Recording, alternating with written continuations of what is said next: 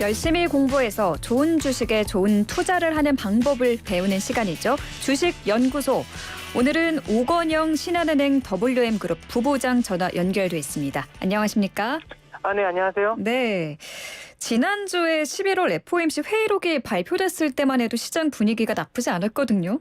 네네. 이제 연준이 금리 인상 끝낼 수도 있겠구나, 속도 조절하겠구나 하는 기대감이 있었는데 찬물이라도 끼얹 듯이 미 연준 인사들이 매파 발언을 내놓고 있습니다.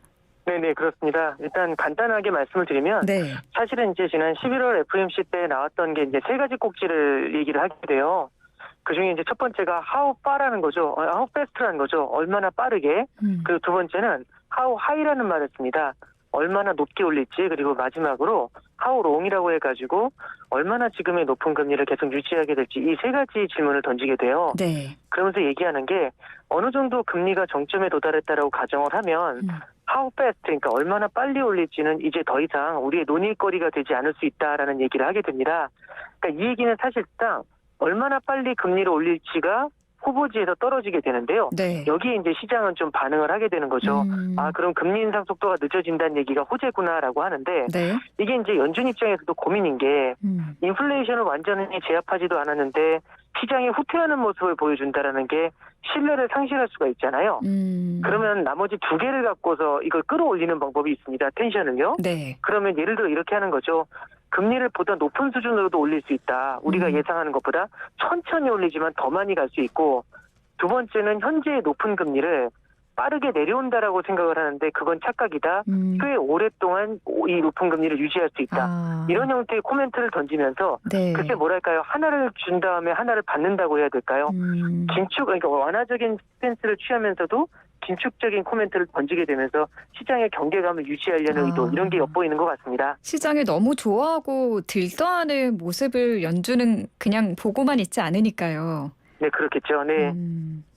그럼 이번 달에 우리는 베이비 스텝을 단행하면서 지금 한미 금리 차가 0.75%포인트로 줄긴 했는데요. 네네. 다음 달에 미국이 만약 또 빅스텝을 하게 되면은 금리 차가 더 벌어지겠네요. 네, 물론 그렇습니다. 근데 이제 한 가지 좀 볼 필요가 있는 게 이런 것 같습니다. 뭐냐면 금융시장은 지금의 모습을 반영하는 게 아니라 미래의 모습을 땡겨서 반영하거든요. 그러면은 예를 들어서 미국 금리는 내년 상반기 정도에 5에서 5.25 정도, 이 둘 중에 하나 정도로는 높아질 거라고 현재 시장은 예상을 하고 있습니다. 네. 그리고 우리나라 기준금리도 내년에 3.5나 3.75% 정도까지는 인상될 거라고 시장은 예상을 하고 있는 거죠. 그러면 이런 얘기가 됩니다.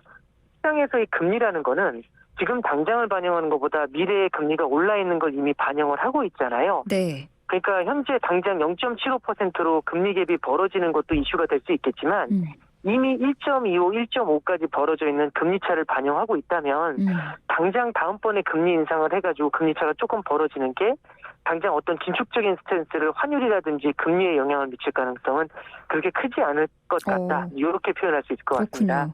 그럼 궁금한 게 우리가 버틸 수 있는 금리 격차는 어느 정도일까요? 뭐 이 정도 금리 차는 괜찮다.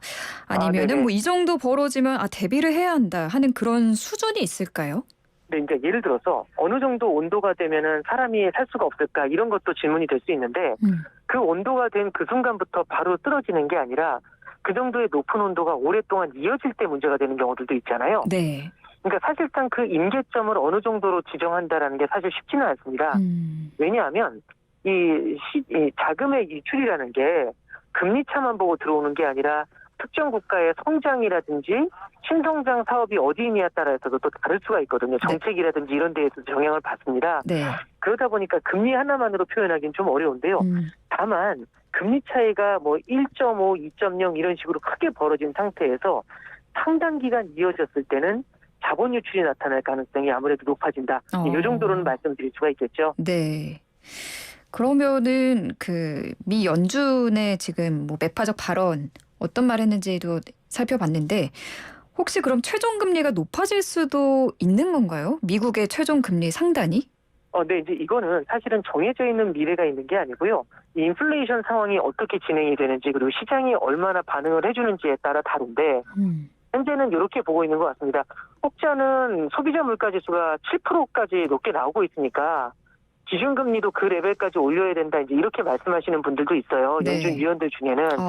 근데 사실 이제 그 금리를 타겟팅한다라기보다는 그렇게 높은 금리를 언급을 해야 시장이 기가 질린다거나 혹은 인플레이션을 잡으려고 하는 연준의 강한 의지를 잃게 되면서 이제 뭐 예를 들어 인플레이션이라는 게 이런 게 조기에 수그러들 수도 있지 않습니까? 그럼 참 역설적인 표현이긴 합니다만 7%까지 올리지 않기 위해서는 7%까지 올린다라고 으름장을 놓으면서 5.25나 이 정도 수준에서도 마무리를 할 수가 있겠죠. 네. 그래서 저는 약간 금리를 높게 올린다 이렇게 얘기하는 게 어느 정도는 시장에 인플레이션 기대를 사전에 꺾어버리려는 사전 포석 정도 이런 걸로 좀 해석하는 게 적절하지 않을까 현재는 좀 그렇게 보고 있습니다. 그 연준 인사들의 말 그대로 들을 게 아니라 그 안에 어떤 의도를 가지고 한 말인가를 좀 잘 생각해 봐야겠네요. 네, 그렇습니다. 지금 우리가 이렇게 금리 인상 시대를 살다 보니까 대출하신 분들은 지금 걱정이 상당히 큽니다. 네, 연말에는 주택담보대출 금리가 거의 8% 얘기까지 나오던데 이 정도면 가계에 어느 정도 영향이 있을까요? 그러니까 결국에는 첫 번째는 가계부채가 지금 과거에 비해서 많이 늘어나 있습니다. 네. 그 얘기인즉슨 그냥 기준금리로만 보면은 올해 초만 해도 기준금리가 1% 조금 넘는 수준이었는데 1% 수준에서 지금 3.25 그다음에 연말에는 이게 이제 내년 초 정도 되면은 3.5까지도 오를 수 있다 이렇게 보고 있는 거거든요. 그럼 기준금리로만 해도 2% 이상의 상승이 나타나는 건데요. 이제 과거에 보면은 2004년도만 해도 가계부채가 문제가 됐었을 때 그때 레벨이 한 300억, 400억 정도, 300조, 400조 정도였습니다. 네. 근데 지금 가계부채 규모가 1,800조씩 되거든요. 이러면 금리 1%가 올라갔을 때 실물 경제에서 가계에서 이자 부담해야 되는 금액이 이자만 18조가 늘어나게 됩니다. 연간. 네. 그럼 이제 그만큼의 성장을 따라가지 못한다라고 한다면 소득이 늘지 않는다면 이 이자 부담이 굉장히 크게 다가올 수가 있겠죠. 그리고 또 하나 말씀드릴 거는 이번에 이제 금리가 올라간 금리도 문제가 되지만 금리가 올라가는 속도도 이례적으로 빨랐다는 것이 좀 문제가 되는 것 같습니다. 네. 네, 실제로 7월달 같은 경우는 한은에서 사상 처음으로 빅스텝, 그러니까 0.5% 금리 인상을 단행을 했었죠. 이런 것들이 시장에는 좀 영향을 줬는데요. 네. 저금리가 장기화되고 있었던 상황, 어떻게 보면 안이해질 수 있는 상황에서 너무나 빠른 속도의 굉장히 높은 금리 인상, 이런 것들이 나타난 게 가계부채가 많아져 있는 지금의 상황에는 우리나라에는 아무래도 큰 부담을 주지 않을까 그렇게는 좀 보고 있습니다. 네. 환율 흐름도 짚어보겠습니다. 지금 중국의 시위 소식이 전해지면서 원달러 환율도 영향을 받고 있는데 요즘 환율 흐름은 어떤가요?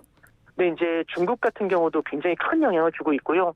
예를 들어서 시위가 만약 본격화된다라고 한다면 네. 그리고 코로나로 인한 봉쇄 때문에 중국 경제가 둔화된다라고 한다면 위안화의 가치가 떨어지겠죠. 중국에서 자본 유출이 나타날 가능성이 있으니까요. 네. 그러면 위안화 가치가 떨어지면 중국하고 수출 경합을 벌이는 우리나라 같은 경우는 위안화 가치가 절하된 만큼 원화 가치를 어느 정도는 낮춰놔야 될 겁니다. 네. 그럼 결국에는 시위가 우리나라의 환율에도 결국에는 영향을 줄 수가 있게 되는 거죠. 중국 그렇군요. 위안화라는 채널을 따고서. 네. 근데 우리나라 환율에 영향을 주는 거는 비단 그 중국의 상황만 그런 건 아니고요. 일단 기본적으로는 지금 미국하고의 금리 격차 이런 것들이 큰 영향을 좀 주고 있다고 보고 있습니다. 그래서 미국에서 예를 들어서 강한 긴축 스탠스를 보이려고 하다가 그 스탠스를 조금이라도 주춤하게 가져가려고 하면 강한 긴축을 반영하면서 하늘 높게 떠 있던 환율이 스탠스가 주춤해질 것 같다 이런 걸 기대를 하게 되면서 훅 한번 내려오는 그런 모습들을 보일 수가 있죠. 그래서 말씀해 주셨던 것처럼 중국 경제의 상황에 따라서도 환율이 움직이는 부분도 있지만 미국의 금리 인상 스탠스를 시장이 어떻게 받아들이느냐에 따라서도 환율이 되게 큰 폭으로 움직이고 있는 게 지금의 상황이다. 이렇게 정리할 수 있을 것 같습니다. 네, 지금 일각에서는 원달러 환율 1,200원대 기대감까지 나오고 있는 와중에 다시 또 네네. 이렇게 말씀해 주신 것처럼 위안화가 약세로 가게 되면 강달러 현상 재현되는 것 아니냐 이런 우려의 목소리가 나오고 있더라고요. 네, 일단 기본적으로요. 강달러가 나타나는 기본 현상은 미국 금리가 우리나라 금리보다 높기 때문이다. 이게 만약에 이게 맞다면 네. 강달러가 아직까지는 해소됐다라고 보기가 좀 어렵겠죠. 물론 강달러가 몇 원 이상일 때 강달러고 몇 원 이하일 땐 약달러다 이렇게는 할 수는 없겠지만 당분간은 현재 1,300원 이상의 환율이 당분간은 유지가 될 가능성이 좀 높다고 보고 있습니다. 네. 가장 큰 이유는 미국 입장에서도 강달러가 풀리는 게 좋지는 않은 게 만약 강달러가 풀려서 약달러가 되면 수입 물가가 올라가는 문제가 생길 수가 있습니다. 그러니까 결국은 미국은 지금 인플레이션과 싸우기 위해서 고금리와 강달러 조합으로 싸우고 있는데 만약에 이게 강달러가 약달러로 돌아서게 됐을 때는 다시 물가가 부각이 될 수가 있거든요. 이렇게 됐었을 때는 과도한 강달러도 부담이지만 그렇다고 이 강달러가 약달러로 전환되는 것도 부담일 겁니다. 네. 그러면 참 말로 표현하기는 어렵겠지만은 일정 수준의 강달러 레벨에서 아주 심각해지진 않는 레벨로 좀 일정 기간 이어가는 전략, 이런 것들은 미국도 좀 기대를 하게 될 것 같고요. 네. 그런 전략의 일환으로 금리 인상의 속도 조절이 나온 것이고 이런 것들이 높아져 있는 현재의 달러 레벨에서 어느 정도의 안정감을 주지 않겠는가, 예, 그렇게 해석하는 게 좀 더 적절하지 않을까 싶습니다. 네. 우리는 지난주에 한국은행이 베이비 스텝을 단행을 했습니다. 올해 이제 금통위는 마무리가 그렇게 됐고 내년 1월에 첫 금통위가 열리는데 여기서도 금리 인상하겠죠? 네, 일단은 미국이 12월 달에도 0.5% 금리 인상하는 게 기정사실화되고 있습니다. 그리고 내년 2월 첫째 주에 있을 FOMC에서도 추가 금리 인상을 단행할 것 같고요. 그래서 5%를 넘는 금리로 가져가게 될 것 같은데 이렇게 된다면 우리나라 같은 경우도 금통위에서 베이비 스텝으로나마 조금씩 금리 인상을 따라가기는 해야 될 것 같습니다. 일단 국내의 물가 문제도 있고요.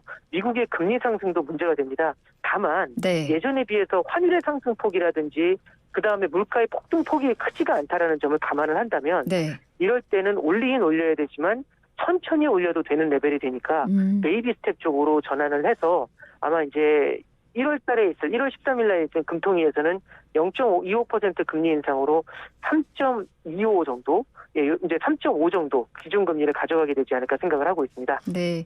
한국은행도 금리를 올리되 적은 폭폭으로 올릴 것이다. 베이비 스텝 네. 예상해 주셨습니다. 네. 오늘 말씀 여기까지 듣겠습니다. 감사합니다. 네, 감사합니다. 네. 지금까지 오건영 신한은행 WM그룹 부부장과 함께했습니다.